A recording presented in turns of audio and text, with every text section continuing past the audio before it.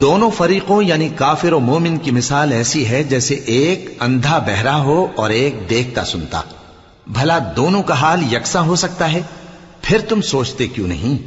اور ہم نے نوح کو ان کی قوم کی طرف بھیجا تو انہوں نے ان سے کہا کہ میں تم کو کھول کھول کر ڈر سنانے اور یہ پیغام پہنچانے آیا ہوں کہ اللہ کے سوا کسی کی عبادت نہ کرو، مجھے تمہاری نسبت دردناک عذاب کا خوف ہے.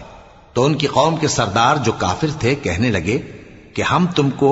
اپنے ہی جیسا ایک آدمی دیکھتے ہیں اور یہ بھی دیکھتے ہیں کہ تمہارے پیراؤ وہی لوگ ہوئے ہیں جو ہم میں ادنا درجے کے ہیں، اور وہ بھی سطحی رائے سے،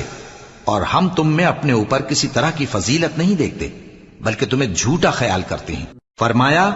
کہ اے قوم دیکھو تو، اگر میں اپنے پروردگار کی طرف سے دلیل روشن رکھتا ہوں اور اس نے مجھے اپنے ہاں سے رحمت بخشی ہو جس کی حقیقت تم سے پوشیدہ ہو گئی ہے، تو کیا ہم اس کے